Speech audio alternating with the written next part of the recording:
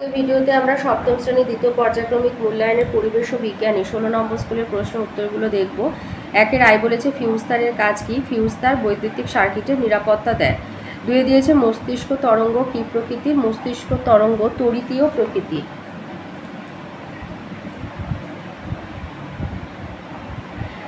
তিন বলেছে গোবর গ্যাসের মূল উপাদান কি? গোবর গ্যাসের মূল উপাদানটির নাম হচ্ছে উপাদান গ্যাসটির নাম মিথেন বা CH4 দেবে।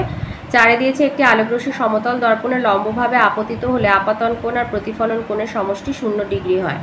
দুয়ের আয়তে আছে সঠিক উত্তরটি নির্বাচন করে লেখো। ভূচুম্বকের উত্তর মেরুকে বলা হয় নীল মেরু। দুয়ে বলেছে বিবৃতিটি সত্য বা মিথ্যা লেখো। বিক্ষিপ্ত প্রতিফলনের ক্ষেত্রে প্রতিফলনের সূত্রগুলি প্রযোজ্য হয় না, এটা মিথ্যা। তিন শূন্যস্থান পূরণ করো। মৌলিক তরল তড়িৎ পরিবাহী পদার্থটি হলো পারদ। তিনের আয়তে আছে আকর্ষণের পূর্বে আবেশ হয়, পরীক্ষার সাহায্যে ব্যাখ্যা করো। এটা ছায়া প্রকাশনী থেকে দিচ্ছি, ছায়া প্রকাশনী 73 পাতায় রয়েছে।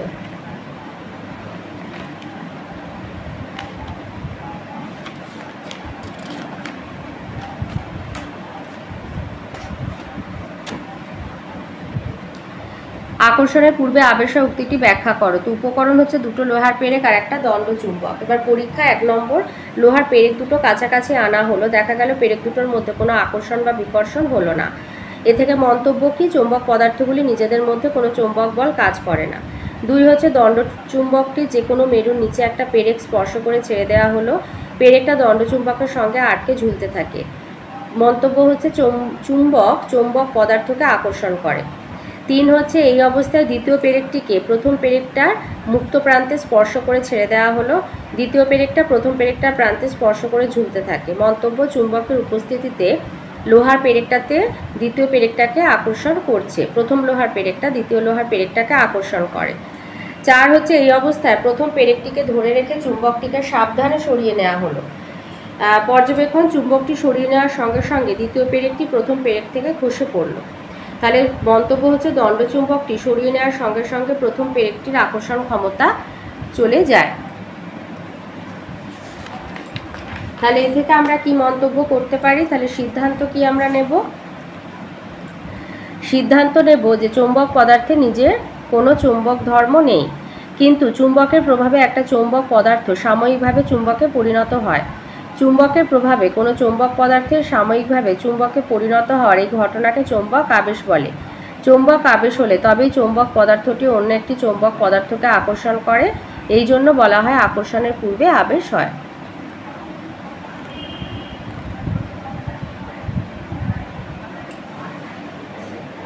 তিনে 2 নম্বর প্রশ্ন বলেছে ঘন মাধ্যম থেকে লঘু মাধ্যমে আলোর প্রতিসরণের ক্ষেত্রে চ্যুতিকোণের রাশিমালা চিত্রসহ লেখো। তোমাদের বইয়ে 31 পাতায় এই ছবিটা রয়েছে, এখানে এই যে লিখে দিয়েছে, দেখো এইভাবে ছবিটা আঁকবে, যেখানে যা যা লেখা আছে লিখে এইভাবে এই ছবিটা এঁকে দেবে। এই যে চিত্র 1, আলোকরশ্মি মাধ্যম 1 থেকে মাধ্যম 2 প্রবেশ করেছে আর অভিলম্ব থেকে দূরে সরে গেছে। তাহলে যে মাধ্যমে প্রবেশ করলে আলোকরশ্মি অভিলম্ব থেকে দূরে সরে যায় সেই মাধ্যমটিকে আলোর ক্ষেত্রে লঘুতর মাধ্যম বলা হয়। তাহলে এখানে মাধ্যম 2 মাধ্যম 1-এর চেয়ে লঘুতর, তাহলে মাধ্যম 2 হচ্ছে মাধ্যম 1-এর চেয়ে লঘুতর, তার মানে এটা হলো ঘন মাধ্যম, এটা লঘু মাধ্যম।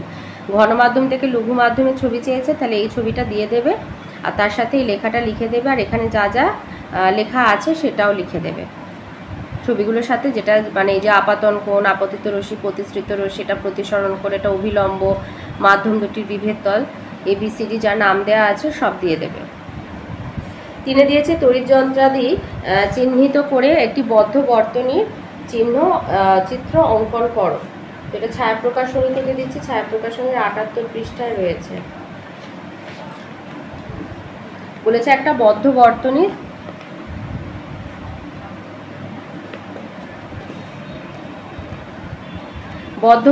মানে হচ্ছে যার মধ্যে দিয়ে আর কি কারেন্ট পাস করবে আর কি, তো এই ছবিটা এঁকে দেবে।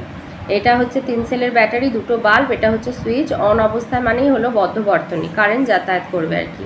তাহলে এইটা এই ছবিটা দিয়ে দেবে।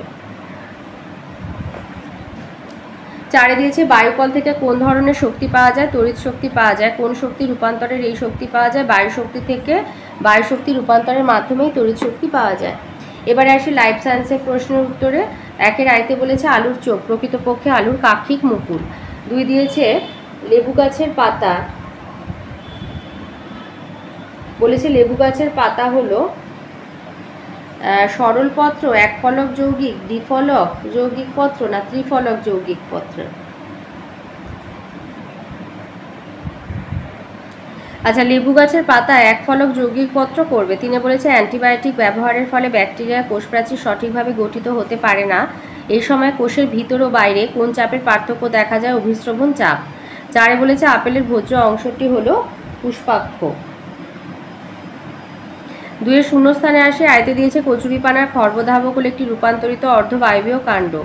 2 বলেছে পাইন গাছের মূলে মাইকোরাইজা নামক গঠন তৈরি করে ছত্রাক বাস করে। 3 বিরুৎ জাতীয় উদ্ভিদের পত্রমূল কাণ্ডকে পুরোপুরি বা আংশিকভাবে বেষ্টন করে থাকে। 4 একটি কৃত্রিম অর্ধবেদিত পর্দার নাম হলো পার্চমেন্ট কাগজ। 3 আছে সম্পর্ক নির্ধারণ, বীজ বহিস্তক টেস্টা হলে বীজ অন্তস্তক টেকব্যান হবে। 2 ডিম্বক নাভি ফলতকের সঙ্গে যুক্ত অংশ হলে বীজে জল আর অক্সিজেন প্রবেশের পথ হবে ডিম্বক রন্ধ্র। 4 আয়তে বলেছে এপিথেলিয়াম স্তর কি? এপিথেলিয়াম স্তর কি এটা আমি রায়মার্টিন থেকে দিচ্ছি, যদি এটা আমার পুরনো রায়মার্টিন হয়তো পেজ নাম্বার নাও মিলতে পারে, তো উত্তরটা তোমরা লিখে নেবে। এই যে ভুট্টা বীজে এপিথেলিয়াম স্তর থাকে, বলেছে ভুট্টা বীজের শস্য আর ভ্রূণ যে স্তর দ্বারা পরস্পর থেকে পৃথক থাকে তাকে এপিথেলিয়াম স্তর বলা হয়ে থাকে। ওর সাথে আছে রজনীগন্ধাকে অসম্পূর্ণ ফুল বলা হয় কেন? তাহলে অসম্পূর্ণ ফুল কাকে বলে? অসম্পূর্ণ ফুল হচ্ছে যে ফুলে যেসব ফুলে বৃতি দলমণ্ডল পুংকেশর চক্র আর গর্ভকেশর চক্র এই 4টি স্তবকের মধ্যে এক বা একাধিক স্তবক থাকে না তাকে অসম্পূর্ণ ফুল বলা হয়। যেমন হচ্ছে কুমড়ো, রজনীগন্ধা। রজনীগন্ধাকে বলার কারণ হচ্ছে রজনীগন্ধা ফুলে বৃতি আর দলমণ্ডল অনুপস্থিত থাকে, তার পরিবর্তে বৃতি আর দলমণ্ডল পরস্পর জুড়ে গিয়ে পুষ্পকূট গঠন করে, তো সেই জন্য রজনীগন্ধাকে অসম্পূর্ণ ফুল বলা হয়। 4 2 নম্বর প্রশ্ন বলেছে বাতাস এবং অক্সিজেন, এই বাতাস মানে অক্সিজেন আর জল অঙ্কুরোদ্গমনে কিভাবে কি ভূমিকা পালন করে? তো এটা ছায়া প্রকাশনী থেকে দিচ্ছি, 294 পৃষ্ঠায় রয়েছে।